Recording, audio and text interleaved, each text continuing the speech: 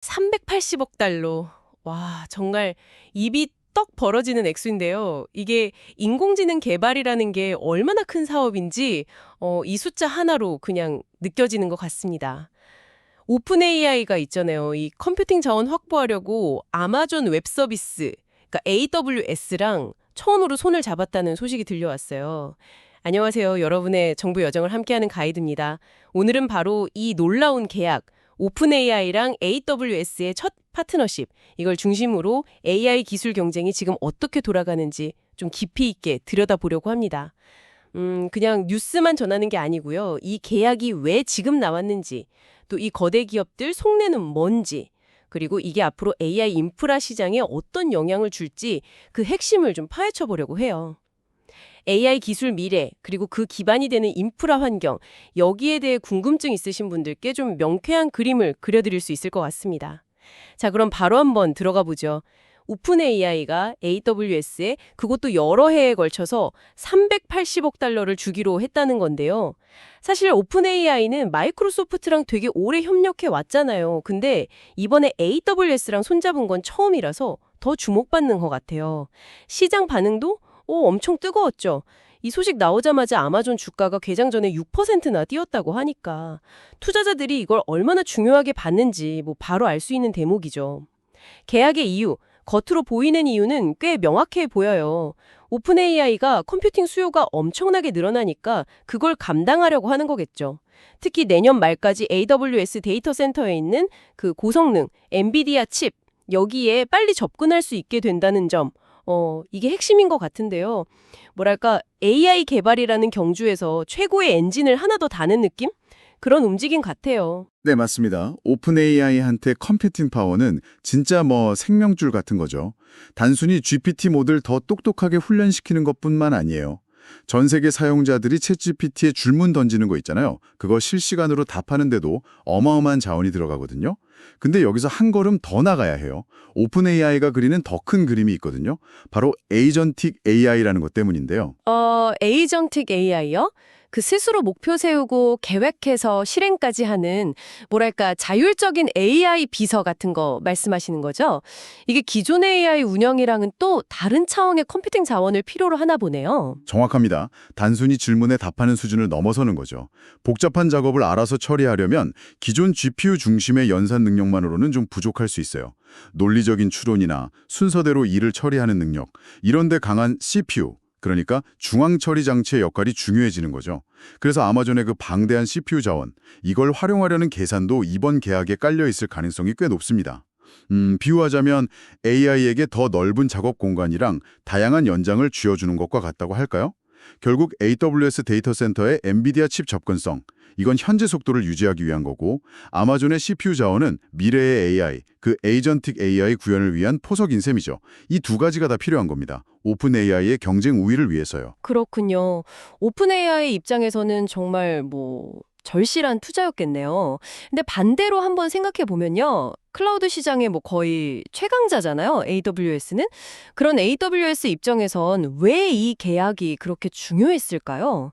이미 시장 장악하고 있는데 솔직히 380억 달러가 AWS 전체 규모에 비하면 아주 큰 금액은 아닐 수도 있잖아요. 바로 이 지점이 정말 흥미로운 것 같아요. 네, 바로 그 점이 핵심입니다. AWS가 절대 강자 맞죠? 하지만 최근 몇 년간 AI 분야만 놓고 보면 마이크로소프트나 구글의 성장이 굉장히 두드러졌어요. 특히 마이크로소프트는 오픈 AI랑 아주 긴밀하게 협력하면서 AI 클라우드 시장 점유율을 빠르게 높여왔거든요. 그러니까 AWS 입장에서는 1등인데도 불구하고 미래 먹거리인 AI 분야에서는 경쟁사들한테 좀 추격당하는 모양새였던 거죠. 그러니까 투자자들 압박도 좀 있었겠군요. 1등인데 왜 AI 시장에선 더 빨리 못 치고 나가냐, 이런 질문들요. 그런 상황에서 AI 분야의 거의 상징적인 기업이잖아요, 오픈 AI가. 이 회사를 고객으로 확보했다는 것. 이게 AWS한테는 큰 의미가 있겠네요. 단순 매출 이상으로 뭔가 상징적인 승리, 그런 느낌일까요? 그렇습니다. 전략적인 중요성이 아주 크다고 봐야 합니다. 오픈 AI는 앞으로 컴퓨팅 파워에 어쩌면 수조 달러를 투자할 수도 있는 그런 잠재 고객이거든요. 이번 380억 달러 계약은 그 거대한 파이의 일부를 확보하는 아주 중요한 첫걸음인 셈이죠. 비록 오픈AI가 이미 맺은 다른 계약들, 예를 들어 오라클이나 마이크로소프트와의 계약 규모가 훨씬 크긴 해요. 각각 3천억 달러, 2,500억 달러니까요. 그것들에 비하면 작아 보일 수는 있지만 AWS도 이제 오픈AI의 핵심 파트너 중 하나다. 이 메시지를 시장에 아주 강력하게 던진 거죠. 그리고 AWS가 그냥 손 놓고 기다린 것만도 아니에요. 최근 분기 클라우드 매출 성장률이 20%였거든요. 이게 2022년 이후 최고치예요. 데이터 센터 투자도 엄청나게 하고 있고요. 예를 들면 인디애나주에 11억 달러 들여서 거대한 데이터 센터 캠퍼스를 짓고 있잖아요. 아, 네. 뉴스에서 본 것 같아요. 네, 거기가 사실 오픈AI의 경쟁사인 엔트로픽을 유치하려고 염두에 둔 투자이기도 합니다. AWS는 엔트로픽의 주요 클라우드 제공업체면서 투자자거든요. 그래서 엔트로픽을 아마존 자체 AI 칩, 그 트레이니움의 핵심 고객으로 만들려는 큰 그림도 그리고 있죠. 이번 오픈AI 계약도 이런 전방위적인 AI 고객 확보 노력의 하나로 볼 수 있습니다. 와, 진짜 판이 점점 커지네요. 380억 달러도 놀라운데 그게 시작에 불과할 수 있다니. 자, 여기서 잠시 숨 좀 고르고요. 이 숫자들의 의미를 좀 더 깊게 파고들어 보죠. 오라클, 마이크로소프트, AWS 계약만 그냥 합쳐도 거의 6천억 달러에 가까운데요. 와, 여기에 규모가 공개 안 된 구글 계약까지 있다면서요? 이건 정말 천문학적인 수준을 넘어선 거 아닌가요? 네, 전례 없는 규모의 투자가 맞습니다. 거의 국가 단위 인프라 투자처럼 느껴질 정도죠. 샘 알트먼 오픈AI CEO도 여러 번 컴퓨팅 부족 문제에 애써졌잖아요. 그의 말을 들어보면 결국 컴퓨팅 파워를 확보하는 게 혁신 속도고 또 그게 바로 매출 증대로 이어진다 이런 강한 믿음이 있는 것 같아요. 올해 예상 매출이 한 13억 달러 수준이라고 하는데 이 수천억 달러짜리 인프라 비용을 감당하려면 정말 매출이 기하급수적으로 늘어야만 하는 상황인 거죠. 아니, 그 정도의 컴퓨팅 파워가 도대체 왜 필요한 걸까요? GPT-5나 그 다음 모델 개발하는 거, 그리고 전 세계 사용자들이 요청하는 거 처리하는데 정말 그 정도 자원이 들어간다는 거예요? 상상하기가 좀 힘든데요. 그렇습니다. 최첨단 AI 모델 훈련 과정 자체가 엄청난 연산 능력을 요구해요. 비유하자면 거대한 디지털 도서관을 통째로 읽고 이해시키는 것과 비슷하다고 할까요? 그리고 그렇게 훈련된 모델을 수많은 사람들이 동시에 사용할 때 그 요청들, 소위 추론이라고 하죠. 이걸 처리하는데도 실시간으로 엄청난 자원이 소모됩니다. 여기에 아까 말씀드린 에이전틱 AI처럼 더 복잡하고 자율적인 작업을 수행하게 되면 필요한 자원은 더 늘어날 수밖에 없고요. 이게 바로 현재 AI 기술 발전의 민낯이자 현실인 겁니다. 우리가 생각하는 것 이상으로 컴퓨팅 파워가 이 기술의 근간이라는 거죠. 정말 AI 경쟁의 스케일 자체가 달라졌다는 게 확 느껴지네요. 특히 지난달에 오픈AI가 마이크로소프트와의 그 독점적인 클라우드 파트너십을 끝냈다는 점, 이게 되게 중요한 전환점 같아요. 그 이후로 마치 기다렸다는 듯이 여러 클라우드 업체들이랑 막 계약을 맺고 있잖아요. 이게 참 인상적이에요. 이건 단순히 자원을 더 확보하는 걸 넘어서 뭔가 전략적인 변화를 의미하는 거 아닐까요?